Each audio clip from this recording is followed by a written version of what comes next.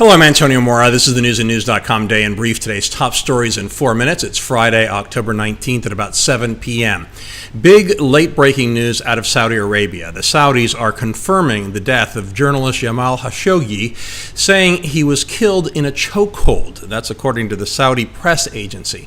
The Saudis also expressed deep regret and a commitment to bring those responsible to justice.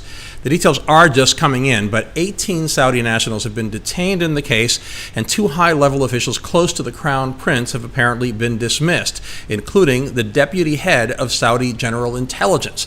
The Saudis also say they have launched a high-level commission to investigate, but they seem to be setting up a whitewash and buying time because the report won't be due for a month, and the Crown Prince will head the commission, which will almost surely insulate him from any blame. If you hadn't noticed, we are less than 20 days away from the midterm elections. President Trump is certainly aware, and it seems as if he's holding a political rally every day. In fact, he has 4 in different states around the country in the next 5 days. It makes you wonder where the Democrats are. The clear leader of the party is former President Obama, but aside from some endorsements, he's mostly AWOL. That's not a good thing for Democrats because he's effective and not prone to mistakes. Democrats may not want their other leaders to do much. Hillary Clinton has twice hurt the party in recent weeks, providing ammunition for the GOP. She undercut the Me Too movement with her comments about Monica Lewinsky, and earlier made the mistake of saying Democrats couldn't be civil with Republicans, something echoed by Eric Holder, a possible 2020 presidential candidate. Hillary's comments prompted a member of the New York Times editorial board to write an op-ed calling for an intervention. And the Elizabeth Warren fiasco over her DNA gave Republicans another way to distract from more serious concerns. Again, even liberal media outlets criticized Warren.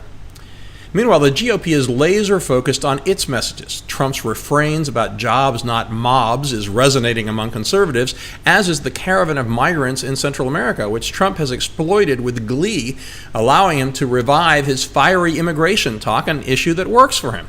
The migrants have defied Mexican authorities, bursting through a Guatemalan border fence, streaming by the thousands into Mexico. The Democrats look almost shell-shocked in response.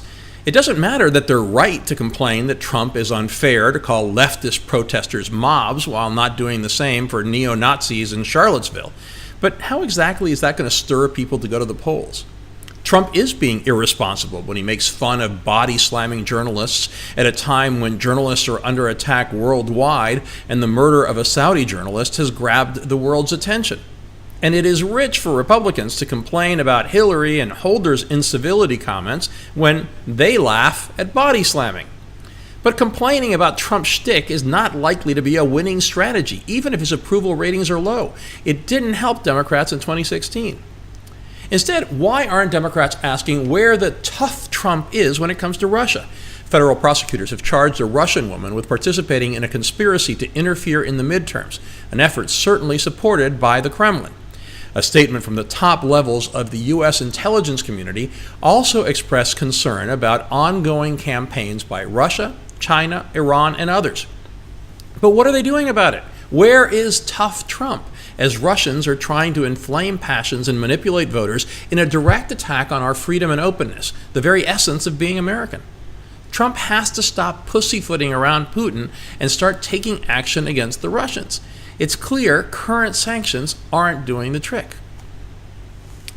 In our alternate universes segment, the great divide between conservative and liberal media, I'll start with a rare positive. CNN's Clarissa Ward broke the story of the Saudi moves in the Khashoggi case way ahead of her TV and online competition. She's consistently scooped competitors over the past week. A reminder of how reporting the news is more compelling than having a bunch of talking heads sitting around speculating about it.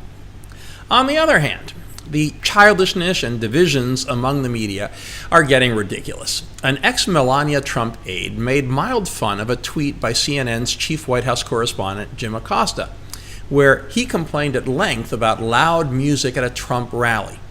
Acosta should have counted 10 before sending his initial whiny tweet, even though he may have had a point about the loud music targeting the media. He definitely should have counted to 10 before sending a short expletive in response to the former aide's teasing tweet. Big mistake. The aide retweeted Acosta, who then had to apologize, saying he thought the two were friendly from the campaign days, implying the expletive was not meant harshly. Over and done with, right? Nope. As I write this, it is the number 2 headline on the Fox News site and the most popular story on the Hill. We have not posted the Acosta story, but we have all those other stories and much more updated around the clock 7 days a week on newsandnews.com, where you will find all you need to know in one place.